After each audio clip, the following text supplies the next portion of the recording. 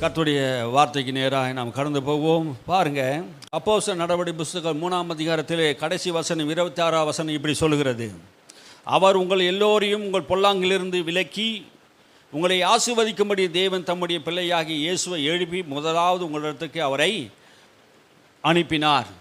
ஆமென், அல்லேலூயா.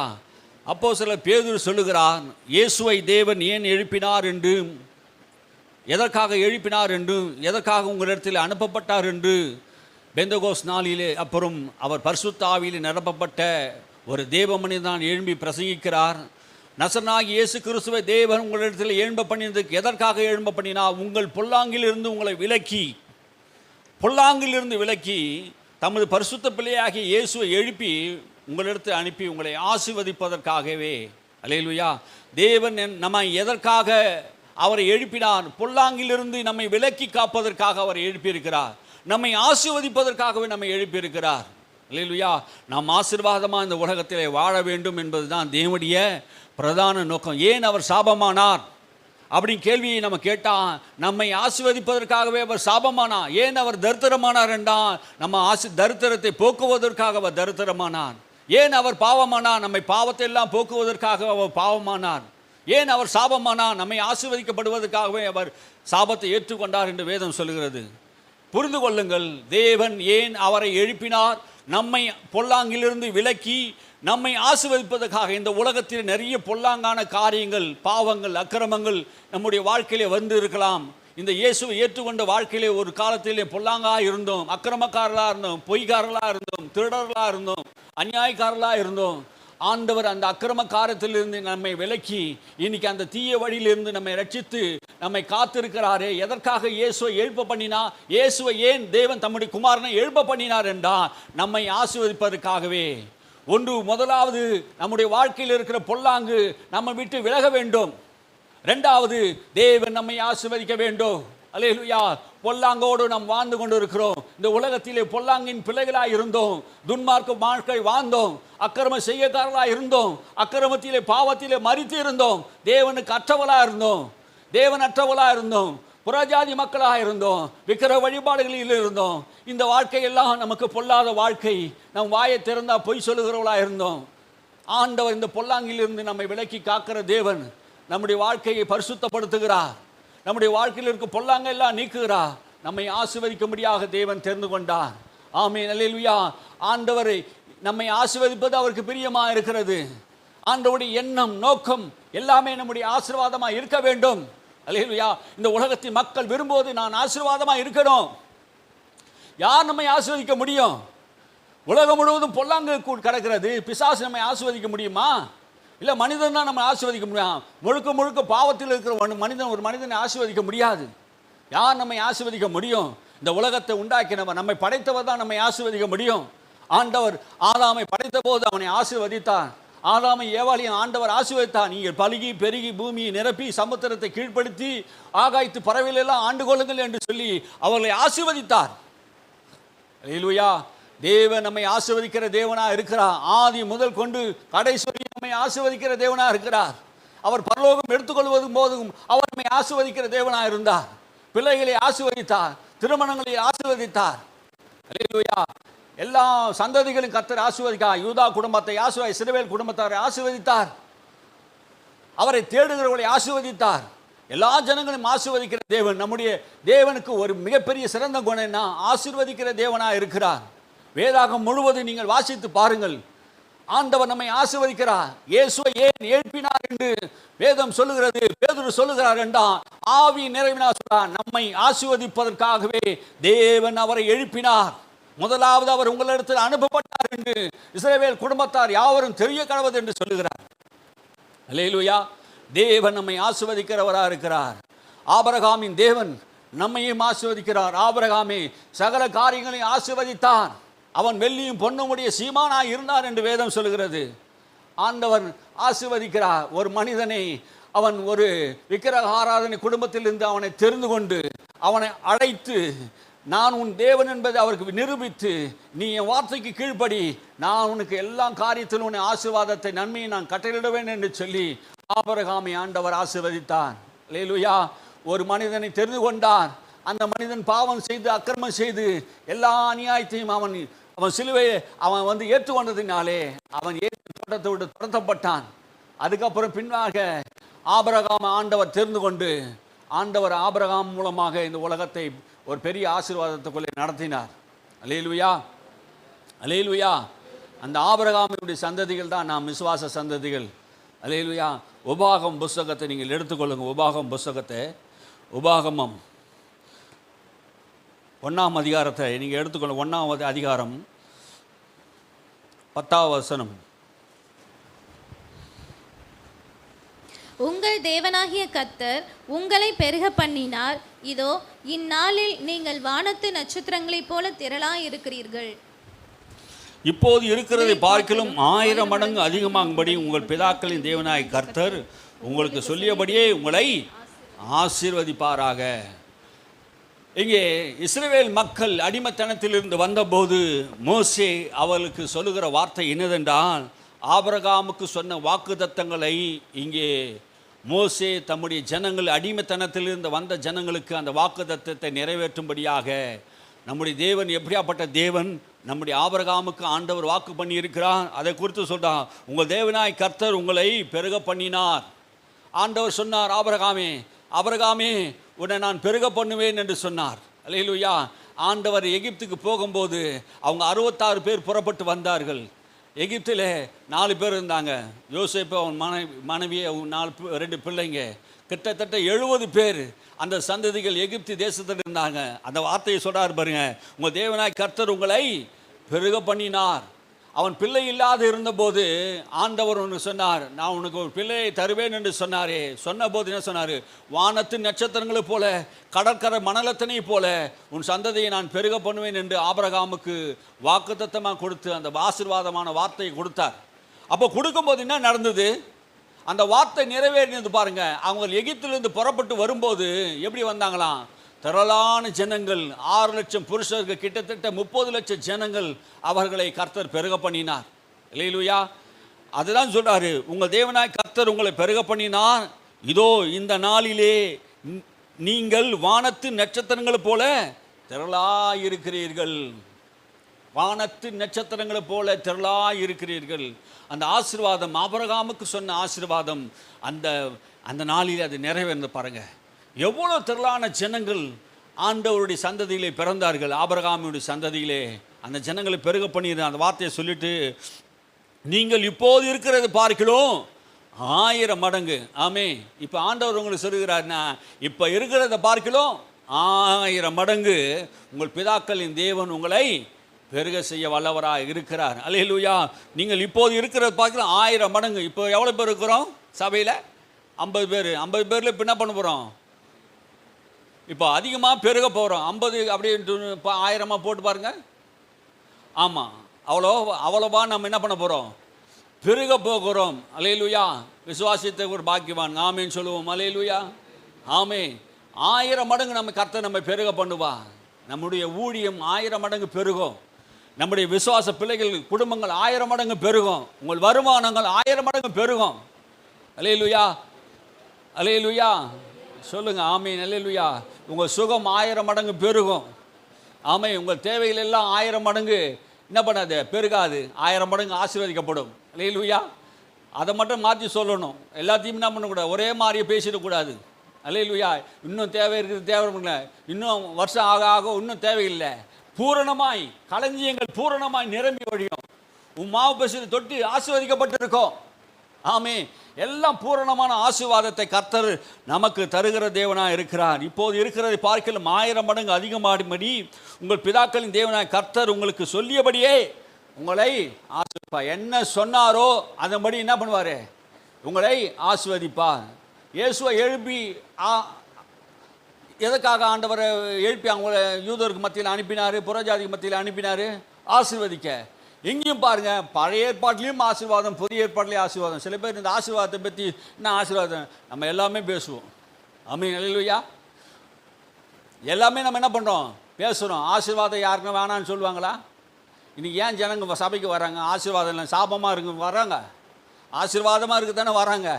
இந்த உலகம் முழுவதும் ஆசீர்வாதத்தை தேடி தாங்க ஓடுது. எதுக்கு வரீங்க சபைக்கு? ஆசீர்வாதம் வேணும் தானே வரீங்க. ஆசீர்வதிக்கிற தேவன் நம்முடைய தேவன். அல்லேலூயா. ஆபிரகாமை ஆசீர்வதித்தவர் உங்களையும் எல்லா காரியத்தையும் என்ன பண்ணுவார்? 1000 மடங்கு ஆசீர்வாதத்தை கர்த்தர் உங்களுக்கு கட்டளையிடுவார். யோசேப்பின் தலையில் ஆசீர்வாதம் இருந்ததுங்க. யோசேப்பின் தலையில் ஆசீர்வாதம் இருந்தது. ஆபிரகாமின் சந்ததி அவன். ஆண்டவர் அவனை ஆசீர்வதித்த யாக்கோபில் பிறந்த கடைசி 11வது மகன். அவனை கர்த்தர் என்ன பண்ண? யோசேப்பை ஆண்டவர் ஆசீர்வதித்தார். அவன் குழியில் போடப்பட்டான், சிறைச்சாலையில் இருந்தான். ஆனால் பார்வோனுக்கு அடுத்த ஸ்தானத்தில் ஆண்டவர் அவனை உயர்த்தி வைத்தார். ஆமை எதிரிகள் சகோதரர்கள் எதிர்த்து அவனை பழி குற்றங்களை சுமத்தினார்கள். ஆனாலும் என்ன பண்ணல? யோசேப்பை ஆசீர்வாதத்தை யாராலையும் தடுக்க முடியலை. காரணம் என்ன தெரியுமா? நம்ம ஆசீர்வதிக்கிற தேவன் யோசேப்போடு கூட இருந்தாராம். ஆமே, கடவுள் யாரோ கூட இருந்தாராம்? யோசேப்போடு கர்த்தர் இருந்தார். அதனால தான் என்ன பண்ணார்? சிறைச்சாலைக்காரனிடத்தில் தயவு பெற்றார், போர்த்திபார் வீட்டிலே தயவு பெற்றார், பார்வோன் மன்னனிடத்திலையும் தயவு பெற்றார். பாருங்க, கடவுளுடைய தயவு நமக்கு இருக்குமானா எல்லா தயவும் நமக்கு வரும். அல்லேலூயா. அந்த பார்வோன் வீட்டில் மட்டும் எகிப்து தேசம் முழுவதையும் பாருங்க அவன் ஆளுகை செய்யக்கூடிய பெரிய அதிகாரத்தை அவன் பெற்றிருந்தான். கர்த்தருடைய ஆசீர்வாதம் மாத்திரம் உன் தலைமையில் இருக்குமானா உன்னை யாரும் என்ன பண்ண முடியாது? ஒன்றுமே செய்ய முடியாது. பாருங்க, தாவீதை கர்த்தர் எல்லா காரியத்திலும் ஆசீர்வதித்திருந்தார். தாவீது நாளுக்கு நாள் விருத்தி அடைந்தான். கர்த்தர் தாவீதோடு கூட இருந்தார். அல்லேலூயா. தாவீதோடு கூட இருந்து அவனை உயர்த்தினார். பாருங்க, சிங்கம் ஒரு டைம் வந்தது, கரடி ஒரு டைம் வந்தது, அதெல்லாம் அடித்து காலி பண்ணிட்டு அவனை உயர்த்துவதற்காக ஒரு காரியங்களை திட்டங்களை வைக்கிறார். பாருங்க, கோலியாத்தை கொல்ல வைக்கிறார், அங்கே கொண்டு போக வைக்கிறார், அவனை ராஜாவாக்குவதற்காக தேவன் திட்டம் வைக்கிறார். சிறியவனை பொழுதிலிருந்து தூக்கி பிரபுக்களோட ராஜாக்களோட அமர பண்ணுகிற தேவன் நம்முடைய தேவன். அல்லேலூயா. நம்மை ஆசீர்வதிப்பது தான் அவருடைய பிரியம். தாவீதை ராஜாவாக அரசனாக மாற்றணும் தான் தேவனுடைய திட்டம். யோசேப்பே எகிப்து தேசத்தில் அவனை பிரதமராக, அவன் தான் கடவுள் என்று சொல்கிறாங்க. பாருங்க, யோசேப்புக்கு என்ன பண்ணா? எகிப்துக்கு அவன் கடவுள் ஆகிட்டானா. ஆமீன். அல்லேலூயா. அவ்வளோ பெரிய ஆசீர்வாதங்கள் அவங்க தலைமையில் இருந்தது. பாருங்க, எந்த மனிதனோடு கர்த்தர் இருக்கிறாரோ அந்த மனிதனை கர்த்தர் என்ன பண்ணுவார்? ஆசீர்வதிக்கிறவராக இருக்கிறார். யோசேப்போடு கர்த்தர் இருந்தார், அவனை ஆசீர்வதித்தார். தாவீதோடு கர்த்தர் இருந்தார், அவனை ஆசீர்வதித்தார். நம்மோடு கூட கர்த்தர் இருக்கிறார். உலகத்தை முடிவு பெறும் சகல நாட்களும் நான் உங்களோடு கூட இருப்பேன் என்று சொன்ன தேவன் அவர் நம்மோடு கூட இருக்கிற அப்படின்னாலே நம்மை ஆண்டவர் ஆசீர்வதிக்கிறவராக இருக்கிறார். இப்போது இருக்கிறத பார்க்கலும் 1000 மடங்கு நம் பிதாக்களின் தேவன் நம்ம என்ன பண்ணிக்கிறாராம்? ஆசீர்வதிக்கிறார். அல்லேலூயா. தானியேலை கர்த்தர் ஆசீர்வதித்தார். சிங்க கபியில் இருக்கும் போதும் சிறைச்சாலையில் இருக்கும் போதும் ஆண்டவர் அவனை ஆசீர்வதித்தான். பாபிலோன் மாகாணத்திலே அவன் வைராக்கியமாக இருந்தான். நான் அந்த ராஜாவின் போஜனத்தில் தீட்டுப்படக்கூடாது என்று ஒரு வைராக்கியம், எந்த விதத்திலும் தீட்டுப்படக்கூடாது, நான் என் தேவன் பரிசுத்தராக இருக்கிறதுனாலே நானும் பரிசுத்தமாக வாழணும் என்று சொல்லி அவன் பரிசுத்தமாக இருந்ததினாலே ஆண்டவர் அவனை அந்த தேசத்திலே எத்தனையோ ராஜாக்கள் தோன்றினார்கள். அத்தனை ராஜாக்கள் இவன் தான் பிரைம் மினிஸ்டராக இருந்தான். பாருங்க, அல்லேலூயா. 3 ராஜாக்கள் தோன்றாங்களா? 3 ராஜாக்கள் அவர் தான் தளபதியாக இருந்தார். பாருங்க, பிரதமராக இருந்தார். அல்லேலூயா. கர்த்தருடைய ஆசீர்வாதம் அடிமையான அந்த தேசத்தில் அந்த ஊர் மக்களை அவங்க தேர்ந்தெடுக்க முடியலைங்க. ஏன்? தானியேலோ கூட கர்த்தர் இருந்தார். ஆமே, தானியேல் காரியம் வாய்த்தது. அல்லேலூயா. தானியேலோடு கர்த்தர் இருந்தார். நம்மோடு கூட கர்த்தர் இருப்பார் என்றால் நிச்சயம் நமக்கு உயர்வு உண்டு. அல்லேலூயா. கர்த்தர் நம்ம கூட இருக்கிறாரா இல்லையா? எத்தனை பேரோட கர்த்தர் இருக்கிறார்? காரங்களை உயர்த்தி சொல்லுவோம், என் கூட கர்த்தர் இருக்கிறார். அல்லேலூயா. 1000 மடங்கு பிதாக்களின் தேவன் நம்ம என்ன பண்ணுவாராம்? ஆசீர்வதிக்கிறவராக இருக்கிறார். எப்படி நம்ம ஆசீர்வதிக்கிறாராம்? எல்லா விதத்திலும் நம்ம ஆசீர்வதிக்கிறவராக இருக்கிறார். பாருங்க, இஸ்ரவேலை ஆசீர்வதிப்பதே கர்த்தருக்கு பிரியம். ஒரு மனுஷன் என்னாகும் புஸ்தகத்தை நீங்கள் எடுத்துக்கொள்ளுங்க. என்னாகும் புஸ்தகத்தில் 23ஆம் அதிகாரத்தில் 24ஆம் அதிகாரத்தில் என்னாகும் புஸ்தகம் 24ஆம் அதிகாரத்தை எடுத்துக்கொள்ளுங்க. அங்கே ஒரு மனுஷனை பார்ப்போம். அவன் மனுஷன் என்ன பண்ணுறான்? பிலேயாம் என்கிற ஒரு தீர்க்கதரிசி, புறஜாதிகளிலிருந்து தேர்ந்தெடுக்கப்பட்ட ஒரு தீர்க்கதரிசி இஸ்ரவேலை ஆசீர்வதிப்பதே கர்த்தருக்கு பிரியம் என்று சொல்கிறான். இஸ்ரவேலை ஆசீர்வதிப்பதே கர்த்தருக்கு பிரியம். எது பிரியம்? இஸ்ரவேலை சபிப்பது அல்ல நம்முடைய தேவன். இஸ்ரவேலை ஆசீர்வதிப்பது தான் அவருக்கு பிரியமாக இருக்கிறது. அல்லேலூயா. இந்த பிலேயாம் என்கிற ஒரு தீர்க்கதரிசி, இந்த பாலாக் என்கிற ஒரு ராஜா என்ன சொல்கிறான்னா, இஸ்ரவேல் மக்களை நீ என்ன பண்ணு? சபி. நீ சபிக்கிறவனை சாபமாக இருப்பான், நீ ஆசீர்வதிக்கணும் ஆசீர்வாதமாக இருப்பான் என்று நாங்கள் அறிந்திருக்கிறோம். ஆகையினாலே இஸ்ரவேலை சபிப்பதற்காகவே இவன் என்ன பண்ணான்? கூலி கொடுத்து எடுத்துன்னு வந்து என்ன பண்ணுறான்? அந்த மலை மேலே ஏறி நின்று சபிக்க சொல்கிறான். ஆனால் அவன் வாயை திறக்கும் போது என்ன சொல்கிறான், நான் வந்து எப்படி பண்ணேன், இஸ்ரவேலை ஆசீர்வதிக்க தான் முடியுதா தவிர நான் என்ன பண்ண முடியல, என்னால் சபிக்க முடியல. அவன் சொல்கிற வார்த்தை பாரு, இஸ்ரவேலை ஆசீர்வதிப்பதே கர்த்தருக்கு பிரியமாக இருக்குது. என்ன சொல்ல வராரு, ஆண்டவர் ஜனங்களை இஸ்ரவேல் மக்களை ஆசீர்வதிப்பது தான் கர்த்தருக்கு பிரியம், நான் எப்படி சபிக்க முடியும், என்னால் சபிக்க முடியல என்றான். அல்லேலூயா. நாம் ஆசீர்வதிக்கப்பட்டவர்கள், ஆசீர்வதிக்க தான் பட முடியும் தானே, யாரும் நம்மளை சபிக்க முடியாது. அல்லேலூயா. யாரை நம்ம என்ன பண்ண முடியாது, சபிக்க முடியாது என்பது வேதம் சொல்லுகிறது. வாசிங்க 24 தொடர்ந்து 23 வாசிங்க, 23ஆம் அதிகாரம் 24 2 3 4 5 வாசிங்க. தன் கண்களை ஏறெடுத்து இஸ்ரவேல் தன் கோத்திரங்களின் படியே பாளையம் இறங்கியிருக்கிறதை பார்த்தான். தேவ ஆவி அவன் மேல் வந்தது. அவன் பாளையத்தை நோக்கி பார்க்கும்போது இஸ்ரவேல் ஜனங்கள் எல்லாரும் கூடாரம் போட்டு உட்காந்தாங்க பாருங்க. அந்த ஆசீர்வாதத்தை அவன் பார்க்குறான் பாருங்க. ஜனங்கள் எப்படி உட்காந்துருந்தான், அந்த பாளையத்தில் உட்காந்து இருக்கும்போது எப்படி இருந்தாங்களான்னா, ஒரு சிலுவையே பார்த்தானா. எங்கே பார்த்தானா, சிலுவையே அவன் மனுஷன் பார்த்தானா. எப்படி பார்த்தானா, அந்த மக்கள் வடக்கே தெற்கே எப்படி உட்காந்தாங்களோ அது மாதிரி பார்க்கும்போது, அந்த கூடாரத்தை மலை மேலே இருந்து பார்க்கும்போது சிலுவையை பார்த்தானா. அதுதான் சொல்றாரு. அதனால தான் கர்த்தருடைய ஆவியானவர் அவன் மேல் இறங்கினார். ஆவியானவர் இறங்கினாராம். ஆவியானவர் வந்தபோது அப்பொழுது அவன் தன் வாத்தியத்தை எடுத்துரைத்து, பேயோரின் குமாரனாகிய பீலேயாம் சொல்லுகிறதாவது, கண் திறக்கப்பட்டவன் உரைக்கிறதாவது. கண் திறக்கப்படுதுங்க. சிலுவை பார்த்த போது அவனுக்கு என்ன பண்ணுது, கண் திறக்கப்படுது. என்ன சொல்ல வரான், கண் திறக்கப்பட்ட போது தேவன் அருளும் வார்த்தைகளை கேட்டு சர்வ வல்லவரின் தரிசனத்தை கண்டு தாழ விழும்போது கண் திறக்கப்பட்டவன் விழும்புகிறதாவது. இப்போ தரிசனத்தை கண்டு தாழ விழுந்துட்டான். அந்த தரிசனத்தை பார்த்த போது தாழ விழுந்தான். சிலுவையை கண்ட போது அவன் தாழ விழுந்த போது அந்த தரிசனத்தை பார்க்குறான். கண் திறக்கப்பட்ட போது அவன் விளம்பி சொல்லுகிறதாவது, யாக்கோபே உன் கூடாரமும் இஸ்ரவேலே உன் வாசஸ்தலமும் எவ்வளவு அழகானது. அல்லேலூயா. அவன் வீடு எவ்வளோ அழகா இருக்கிறது, அவன் கூடாரம் எப்படி அழகா இருக்கிறது. இஸ்ரவேலே, யாக்கோபே உன் வாசஸ்தலமும் வீடு எவ்வளோ அழகா இருக்குது. அவைகள் எப்படி இருக்குதான், பரவி பாய்கிற, அவைகள் பரவி போகிற ஆறுகளைப் போலவும் நதியோரத்தில் உள்ள தோட்டங்களைப் போலவும் கர்த்தர் நாட்டின சந்தன மரங்களைப் போலவும் தண்ணீர் அருகே உள்ள கேதுரு விருட்சங்களைப் போலவும் இருக்கிறது. ஆமே. அது பரவி பாய்கிற ஆறுகளைப் போல இருந்தது. இஸ்ரவேல் மக்கள் எப்படி இருந்தாங்கன்னா, பரவி பாய்கிற ஆறுகளைப் போல இருந்தார்கள். நதியோரமாக நாட்டப்பட்ட விருட்சங்களைப் போல இருந்தார்கள். ஆமென். அல்லேலூயா. ஒரு மரம் நதியோரமாக நடப்பட்டு இருந்தால் எப்படி செழிப்பாக இருக்குமோ அப்படி இஸ்ரவேல் ஜனங்களை அவன் பார்க்குறான். அது எப்படி இருக்கிறாங்க, அந்த மக்கள் கர்த்தர் நாட்டின சந்தன மரங்களைப் போல இருக்கிறார்கள். அல்லேலூயா. நம்ம எப்படிப்பட்டங்களா, சந்தன மரங்கள். இஸ்ரவேல் மக்கள் எப்படின்னா, சந்தன மரங்களை போல, விலையேறு பெற்ற கேதுரு மரங்களைப் போல அவர்கள் இருந்ததை அந்த பிலேயாம் காண்கிறான். அல்லேலூயா. கர்த்தருடைய ஆசீர்வாதத்தை கண் திறக்கப்பட்டவன் பார்க்குறான். ஆவியானவர் அவனுக்குள்ளே வருகிறார். அவன் கண் திறக்கப்படுகிறது. அப்போது அவன் பார்க்கும்போது இந்த ஜனங்கள் மேலே இருக்கிற ஆசீர்வாதத்தை பார்க்கிறார். அல்லேலூயா. ஆபிரகாமுக்கு சொன்ன ஆசீர்வாதம் கிறிஸ்து மூலமாக நிறைவேறப்போகிற எல்லா ஆசீர்வாதத்தையும் கண் திறக்கப்பட்டு ஆவியானவர் அவன் கண்ணை திறக்கிறார். அல்லேலூயா. நம் கண்கள் திறக்கப்படணும் இன்னைக்கு. ஆமென். அல்லேலூயா. ஆவியானவருடைய நிறைவு வரும்போது நம் கண்களை திறந்து ஆசீர்வாதத்தை நேராக நம்மை வழி நடத்துகிறவராக இருக்கிறார். ஆமீன். வாசிங்க 8ஆம் வசனத்தை வாசிங்க.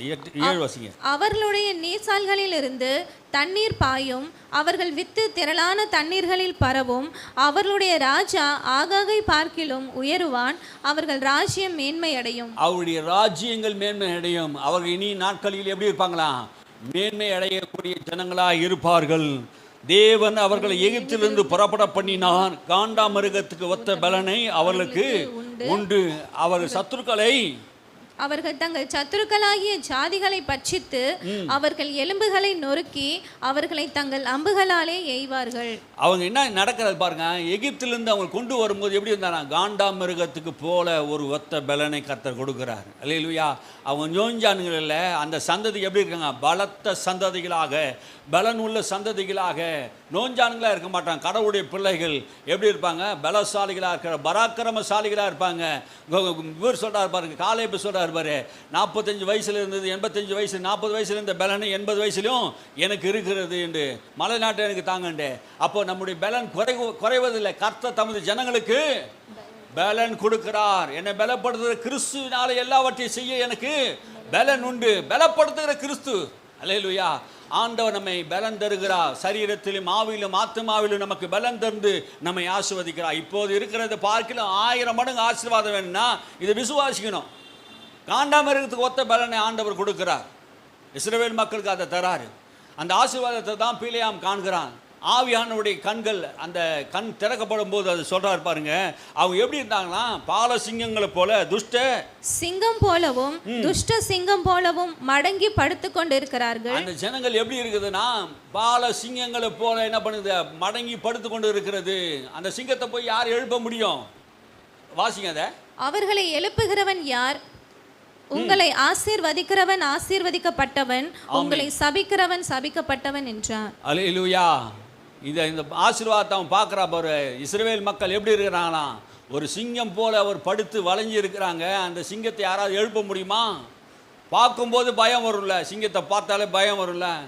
அந்த மக்களை பார்த்து சொல்றாரு, என் ஜனங்கள் சிங்கங்கள். ஆமே, நம்முடைய ராஜா யூத ராஜ சிங்கமாக இருக்கிறார். அது மடங்கி படுத்து கொண்டு இருக்கிறது. அந்த சிங்கத்தை எழுப்ப யாரால கூடும்?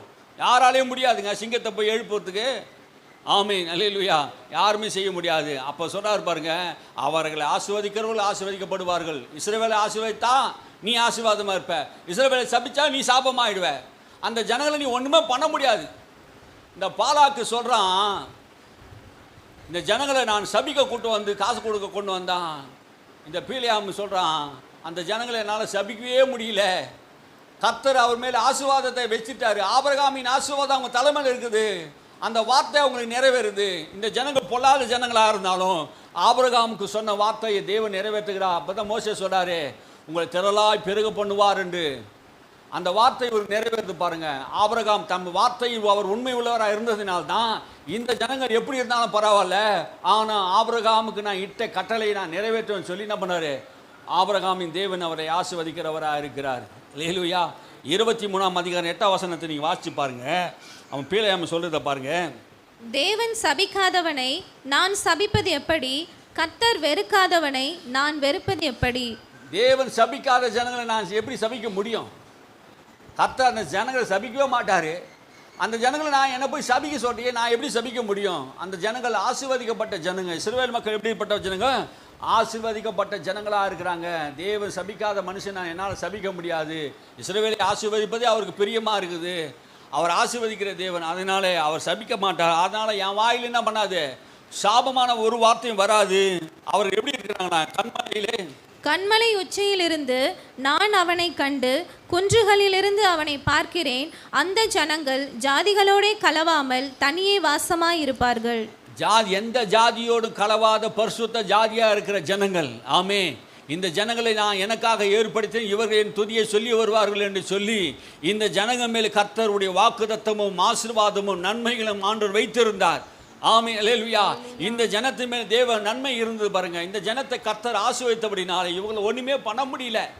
ஆமே, இதுவரைக்கும் இஸ்ரவேலரை யாருமே ஒன்றும் பண்ண முடியல. இன்னைக்கும் பாருங்க ஆண்டவர் அந்த இஸ்ரவேல் மக்களை இன்னைக்கும் ஆசீர்வதித்திருக்கிறார். பாருங்க, இன்னும் சொல்றாரு பாருங்க, வாசிங்க. யாக்கோபின் தூளை எண்ணத்தக்கவன் யார்? இஸ்ரவேலின் காற்பங்கை எண்ணுகிறவன் யார்? நீதிமான் மரிப்பது போல் நான் மரிப்பேனாக, என் முடிவு அவன் முடிவு போல் இருப்பதாக என்றான். யாக்கோபின் தூளை எண்ணத்தக்கவன் யார்? யாக்கோபின் ஜனங்களை தூள்களை சொல்றாரு. யாக்கோபின் ஜனங்களை எண்ணத்தக்கவன் யார் அப்படின்னா அவங்க எவ்வளோ திரளாக பெருகி இருக்கிறாங்க. அந்த ஜனங்களை போய் எண்ண முடியுமா? அந்த ஜனங்கள் நம்ம எண்ண முடியுமா? இஸ்ரவேலி காற்பங்கு எண்ணுகிறவன் யார்? அதில் கொஞ்சம் கால் பங்கு 100 மடங்கு இருந்தால் அந்த கால் பங்கே என்னால் எண்ண முடியாதுன்றான். அப்படியாப்பட்ட ஆசீர்வாதங்கள் அந்த ஜனங்கள் பெற்றிருக்கிறார்கள். நீதிமான் மரிப்பது போல் இல்லை, 11ஆம் வசனம் வாசிங்க. அப்பொழுது பாலாக் பிலேயாமை நோக்கி, நீர் எனக்கு என்ன செய்தீர்? என் சத்துருக்களை சபிக்கும்படி உம்மை அழைப்பித்தேன், நீர் அவர்களை ஆசீர்வதிக்கவே ஆசீர்வதித்தீர் என்றான். அதற்கு அவர், கர்த்தர் என் வாயில் அருளினதையே சொல்வது என் கடமை அல்லவா என்றான். கர்த்தர் என் வாயில் அருளினதை சொல்வதே என் கடமை அல்லவா? என் கடமையே என்ன? இந்த ஜனங்களை ஆசீர்வதிப்பதே என் கடமை. ஊழியக்காரனுடைய வார்த்தை என்ன? என் கடமை என்ன? ஆசீர்வதிப்பதே. ஆமென், அல்லேலூயா. நான் எதுக்காக கொண்டு வந்தேன்?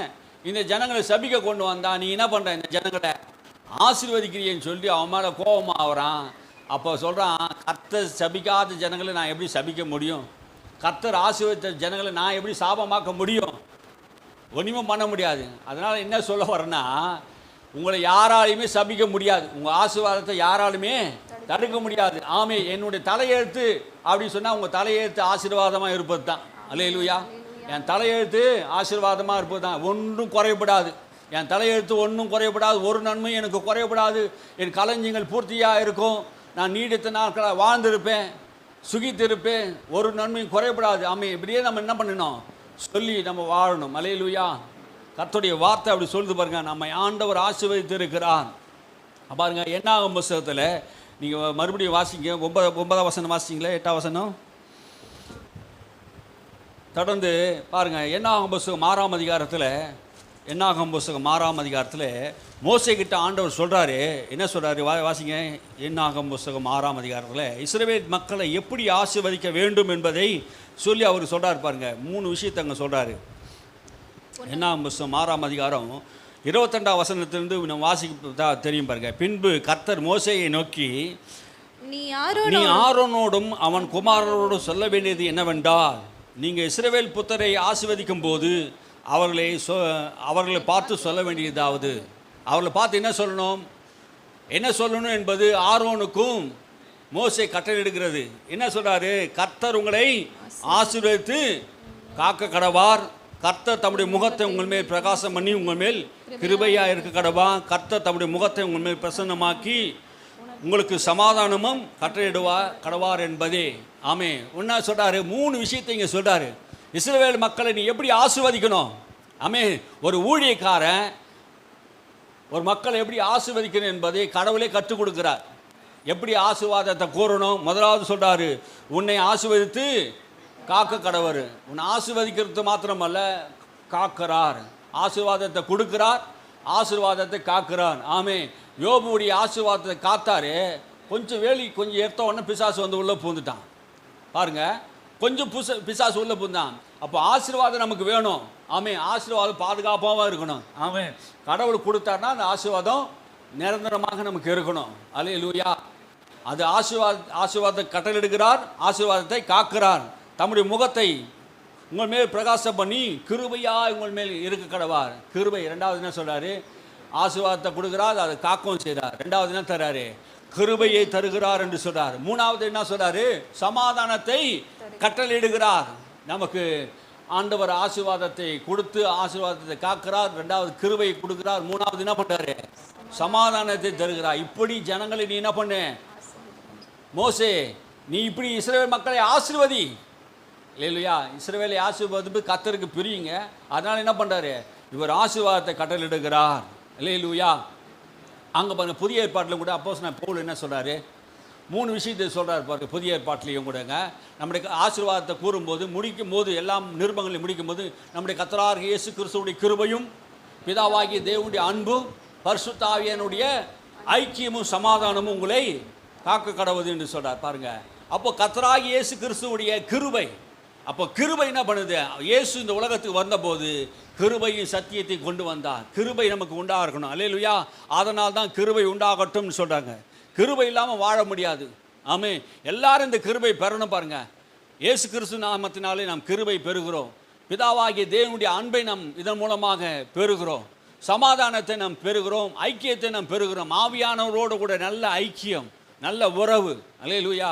அது நமக்கு வேணும் பாருங்க. ஆசீர்வாதம் பழைய ஏற்பாட்டிலே 3 காரியங்களை சொல்லுகிறார். புதிய ஏற்பாட்டு காலத்திலும் 3 ஆசீர்வாதங்களை ஆண்டவர் நமக்கு தருகிறார். ஆகினால கொரிந்தியர் புஸ்தகம் 2 கொரிந்தியர் புஸ்தகம் 1ஆம் அதிகாரம் 20ஆம் வசனத்தை சொல்லுகிறார். வாசிச்சு பாருங்க. 2 கொரிந்தியர் புஸ்தகம் 1:20 நம்ம ஏற்கனவே வாசித்த வசனங்கள் தான்.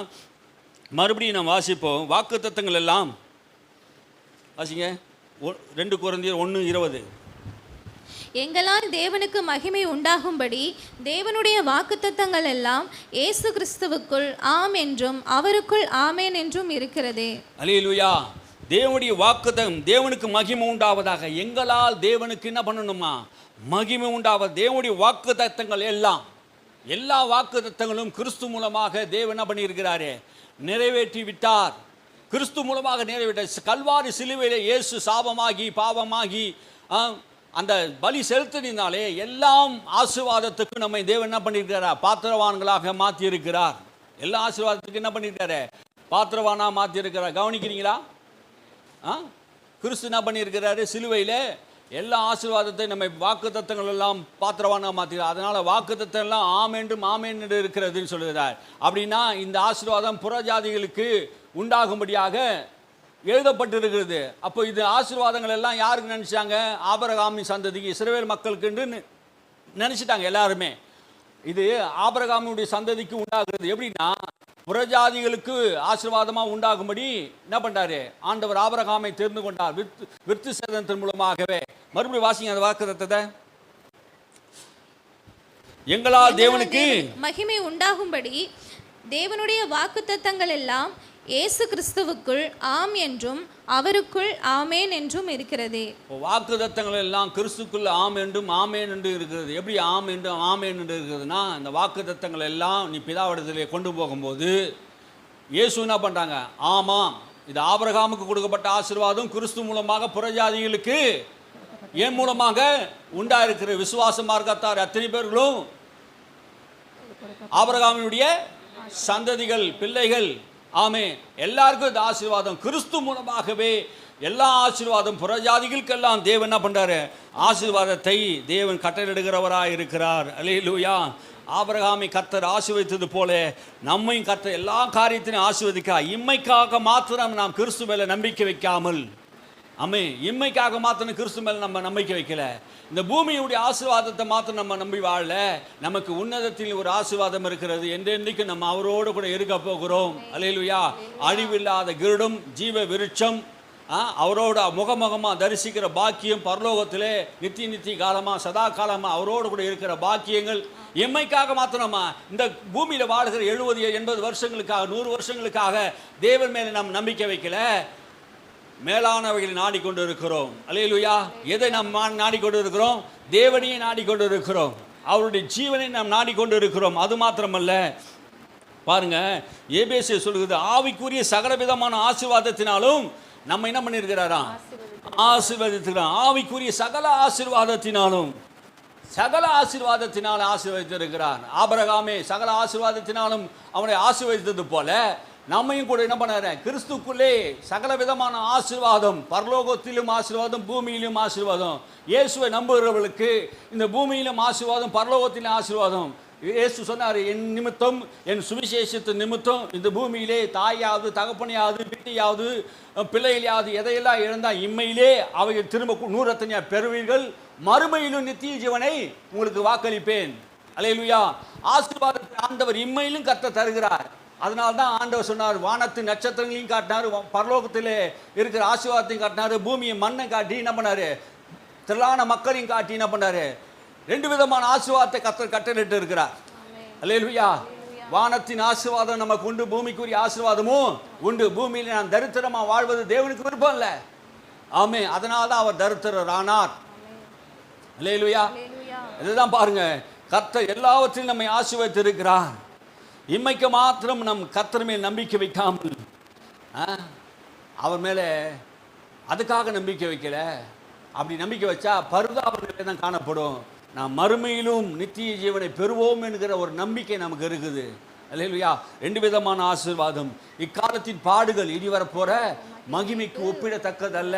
இந்த காலத்தில் நம்ம இக்காலத்தின் பாடுகள், அது சொல்றாரு, அங்கே சொல்லும்போது சொல்றாரு, இந்த பூமியில் ஆசீர்வாதத்தை கொடுத்தாலும் பாடுகள் இல்லைன்னு சொல்லலை. அந்த வசனத்திலே சொல்றாரு பாருங்க, பூமியில் துன்பங்களோடு கூட இதை என்ன பண்ணுவீங்க? இது அனுபவிப்பீங்க. அதனால தான் சொல்றாரு, இக்காலத்தின் பாடுகள். இந்த பாடுகளோடு நம்ம என்ன பண்ணுவோம்? ஆசீர்வாதங்களை சுதந்திரிக்க முடியும். ஆனால் பாடு இல்லைன்னு சொல்ல, பாடுகளோடு இருக்குது பாருங்க. அப்போ ஆசீர்வாதமும் நமக்கு உண்டு, பாடுகளும் நமக்கு உண்டு. ரெண்டையுமே நம்ம என்ன பண்ணணும்? கசப்பையும் பாவக்காவையும் ஏற்றுக்கணும், இனிப்பையும் நம்ம ஏற்றுக்கொள்ளக்கூடியவர்களாக இருக்கணும் பாருங்க. அப்போ கிறிஸ்து நிமித்தம் சில பாடுகள் நமக்கு சுவிசேஷத்தின் நிமித்தம் வரும்.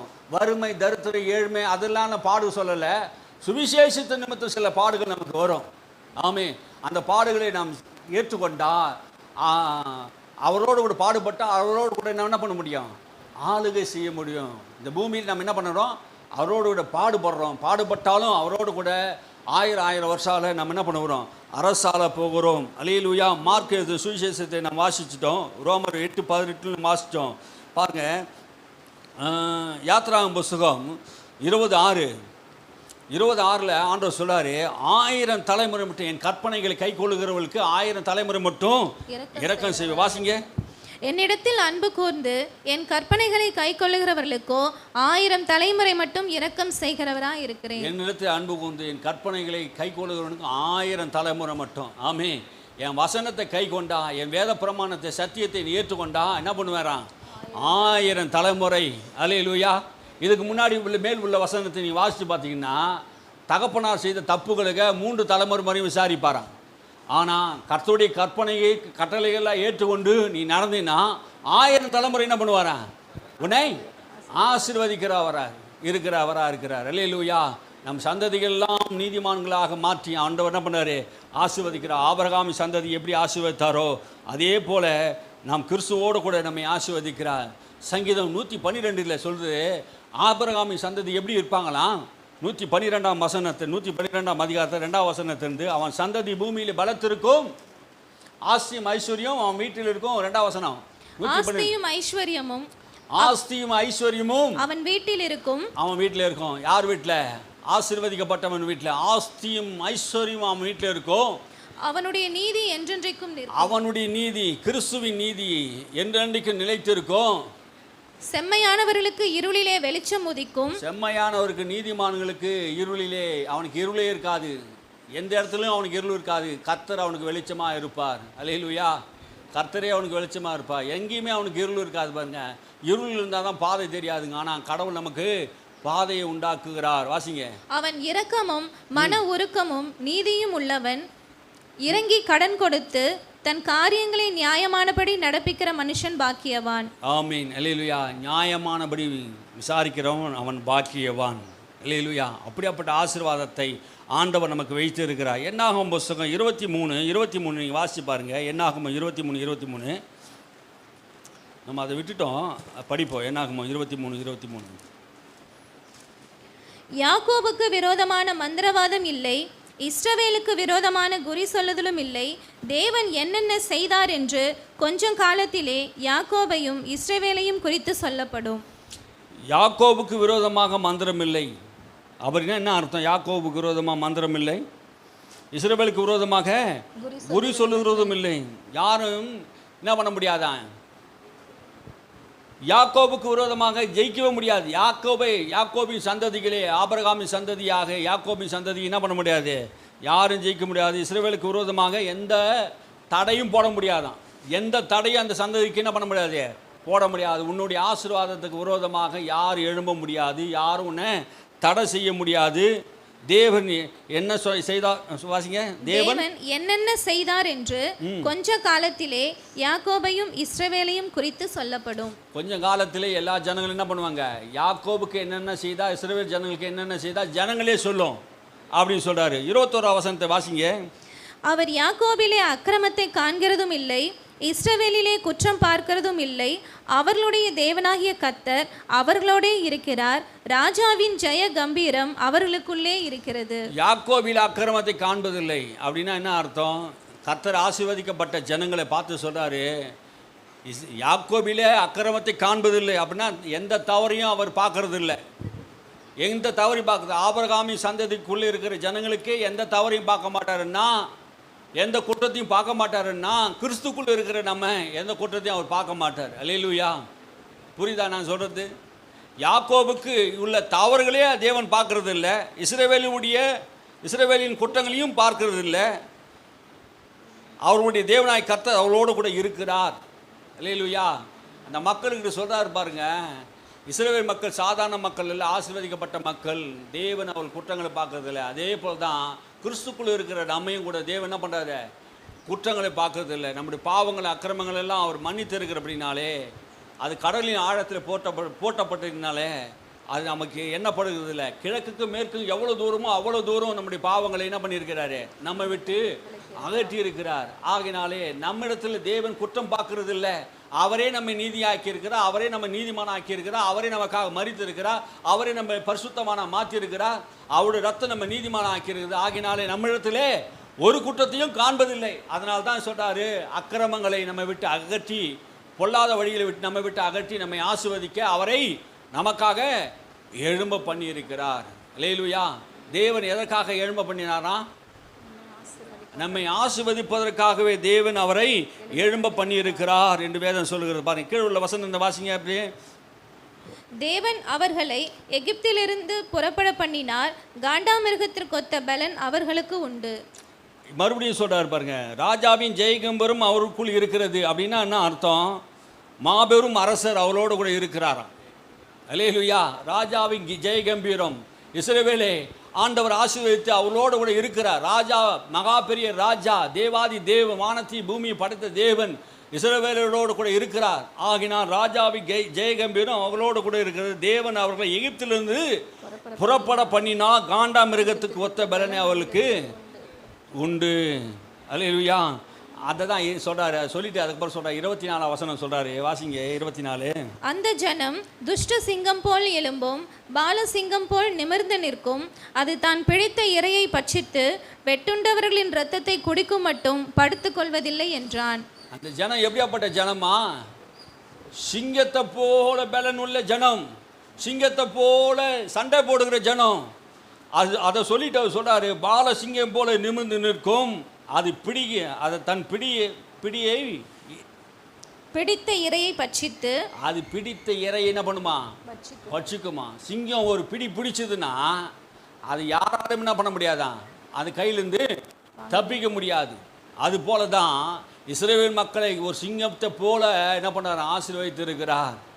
தன்னை எதிரி கொல்ல வரான்னா அந்த எதிரியை அவனை அடித்து காலி பண்ணுற வரையும், ரத்தத்தை குடிக்கிற வரைக்கும் அந்த சிங்கம் அமர்ந்து இருக்காதான். அது வரைக்கும். அது போல இந்த ஜனங்களை கர்த்தர் என்ன பண்ண ஆசீர்வதித்திருக்கிறார். மறுபடியும் வாசிங்க. அந்த ஜனங்கள் துஷ்ட சிங்கங்களை போலவும் எழும்பும், துஷ்ட சிங்கங்கள் போல எழும்பும், பால சிங்கம் போல் நிமிர்ந்து நிற்கும், பால சிங்கங்களை போல நிமிர்ந்து நிற்கும். அது தான் பிடித்த இரையை பட்சித்து, வெட்டுண்டவர்களின் ரத்தத்தை குடிக்கும் மட்டும், வெட்டுண்டவர்கள் ரத்தத்தை, எதிரியாக வந்தவர்கள் ரத்தத்தை குடிக்கும் மட்டும் படுத்துக் கொள்வதில்லை. ஆமே. அப்படியாப்பட்ட ஜனங்களை கர்த்தர் ஆசீர்வதிக்கிறார். அல்லேலூயா. சிங்கங்களை போல நீதிமான் எப்படி இருப்பானா? சிங்கங்களை போல தைரியமாக இருப்பான், சிங்கத்தை போல இருப்பான். அப்போ பழைய ஏற்பாட்டு காலத்திலேயே அவங்க என்ன பண்ணாங்க? பால சிங்கம், துஷ்ட சிங்கம்னு சொல்லி என்ன பண்ணாங்க? சிங்கங்களை படுத்து இருக்கிறார்கள்னு சொல்கிறாங்க. அந்த சிங்கத்தை யார் எழுப்ப முடியும்? என்னங்க? கர்த்தர் நம்ம சிங்கத்துக்கு ஒப்பாங்க தைரியத்தை கொடுத்து வைக்க. நம்ம பயந்தவர்கள் அல்ல. சிங்கம் காட்டுக்க ராஜானா, அதே போல் இந்த பூமியிலே நம்ம என்ன பண்ண ஆண்டவர் நம்முடைய ஒரு தனிப்பிறவியாக வைத்திருக்கிறார். சிங்கத்தை போல பலன் உள்ளவர்களாக கர்த்தர் நம்மை வைத்திருக்கிறார். அல்லேலூயா. நம்மை கர்த்தர் ஆசீர்வதிக்க விரும்புகிறார். ஆமே. இஸ்ரவேலை ஆசீர்வதிப்பதே கர்த்தருக்கு பிரியம் என்று அந்த வார்த்தைகளை பார்க்குறோம். தொடர்ந்து நம்மை கர்த்தர் ஆசீர்வதிப்பாராக. பாருங்க 17 வசனத்தை வந்து வாசிங்க. 23:17 அவனிடத்திற்கு அவன் வருகிற போது அவன் மோபாவின் பிரபுக்களோடு கூட தன்னுடைய சர்வாங்க தகன பலிகள் அண்டையிலே நின்று கொண்டிருந்தான். பாலாக் அவனை நோக்கி, கர்த்தர் என்ன சொன்னார் என்று கேட்டான். பாலாக் கேட்குறான், இப்போ கர்த்தர் என்ன சொன்னார்னு கேட்குறான். அப்பொழுது அவன் தன் வாக்கியத்தில் எடுத்துரைத்து, பாலாகே எழுந்திருந்து கேளும், சிப்போரின் குமாரனே எனக்கு செவி கொடும். பாலாக்கே நீ எழுந்து கேளு, சும்மா இல்லை சொல்ல, எழுந்து கேளு. பொய் சொல்ல தேவன் ஒரு மனிதன் அல்ல. அவர் பொய் சொல்றதுக்கு ஒரு தேவன், அவர் மனுஷன் அல்ல. மனம் மாற அவர் ஒரு மனு புத்திரனும் அல்ல. அந்த ராஜா கிட்ட சொல்றாரு, ராஜாவே, பாலாக்கு ராஜாவே, சிப்பேரின் குமாரனே நீ கேளு. நான் கர்த்தர் என்ன சொன்னான்னு கேட்குறல்ல. அவர் பொய் சொல்லுறதுக்கு, அவர் மனம் மாறதுக்கு ஒரு மனுஷன் அல்ல. அவர் பொய் சொல்லவும் மாட்டார். இஸ்ரவேலை ஆசீர்வதிப்பது கர்த்தருக்கு பிரியம். ஆபிரகாமை கர்த்தர் ஆசீர்வதிச்சிட்டாரு. இந்த ஜனங்களை என்னால் சபிக்க முடியாது. கர்த்தர் ஏற்கனவே சொல்லிட்டாரு, வாக்கு சொன்னார். அந்த வார்த்தை என்ன பண்ண மாட்டார்? மனம் மாற மாட்டார். ஆபிரகாமுக்கு சொன்னதை இப்போ இந்த ஜனங்களுக்கு மனம் மாற மாட்டார். நான் சொல்கிறது தான் ஜனங்கள் சபிக்கப்படாது. என்ன சொல்ல வர? மனம் மாறுவதற்கு தேவன் மனுபுத்திரன் அல்ல, அவர் மனுஷன் அல்ல. அவர் என்ன பண்ண? மனுஷன் அல்ல. மனுஷன் தான் நீங்கள் சொல்லிட்டு நாளைக்கு மாற்றிட்டா என்னால் செய்ய முடியலன்ட்டு அவர் வாக்கு கொடுத்தானா அந்த வாக்கை நிறைவேற்றார். சகல பிரசாபத்தை பார்க்கணும் தமது வார்த்தையை நிறைவேற்ற வல்லவராக இருக்கிறார். மகிமைப்படுத்துகிறார். அவர் வார்த்தை என்ன பண்ணார்? மகிமைப்படுத்துகிறார். அப்போ தான் சொல்கிறாரு, பொய் சொல்ல தேவன் பொய் சொல்ல தேவன் அவர் மனிதன் அல்ல, மனமாற அவர் ஒரு மனுபுத்திரனும் அல்ல. அவர் சொல்லியும் செய்யாதிருப்பாரோ, அவர் வசனித்தும் நிறைவேற்றாதிருப்பாரோ. அவர் சொல்லியும் செய்யாது இருக்க மாட்டார், வசனித்து நிறைவேற்றாமல் இருக்க மாட்டார். அவர் சொல்லிட்டாருன்னு என்ன பண்ணுவார்? செய்துடுவார். அவர் மனம் மாற மாட்டார். கடைசியான வாசிக்க போகிறோம் 20ஆம் வசனம். எல்லாரும் சேர்ந்து வாசிங்க. இதோ ஆசீர்வதிக்க கட்டளை பெற்றேன், அவர் ஆசீர்வதிக்கிறார், அதை நான் திருப்பக்கூடாது. ஆமீன். அல்லேலூயா. அவர் ஆசீர்வதிக்க கட்டளை பெற்றிருக்கிறேன், நான் ஆசீர்வதிக்க கட்டளை பெற்றிருக்கிறேன். அவர் ஆசீர்வதிக்கிறார், நான் அதை என்ன பண்ண முடியாது? திருப்பக்கூடாது. அல்லேலூயா. கர்த்தர் நம்மை 1000 மடங்கு நம்மை ஆசீர்வதிக்க விரும்புகிறார். இயேசுவை ஏன் ஆண்டவர் எழுப்பினார் என்றால், நம்மை பொல்லாங்கிலிருந்து விலக்கி தமது பிள்ளையாகி இயேசு அனுப்பி நம்மை ஆசீர்வதிப்பதற்காகவே. பழைய ஏற்பாட்டிலும் கர்த்தர் நம்மை ஆசீர்வதிக்கிறார், புதிய ஏற்பாட்டிலும் கர்த்தர் நம்ம எல்லா காரியத்திலும் ஆசீர்வதித்து இருக்கிறார். அல்லேலூயா. இந்த மாலையிலும் கூட அந்த ஆசீர்வாதத்தை நாம் தொடர்ந்து பார்க்கலான்னு நினைக்கிறேன். ஆமீன். அல்லேலூயா. இன்னும் 4 பாயிண்ட் இருக்குது, அதை பற்றி நம்ம மாலை கூட்டத்தில் வருகிறவர்களுக்கு அதை நாம் சொல்லிக் கொடுப்போம். கர்த்தர் நம்மை ஆசீர்வதிப்பார். ஜெபம் பண்ணுவோமா? அல்லேலூயா.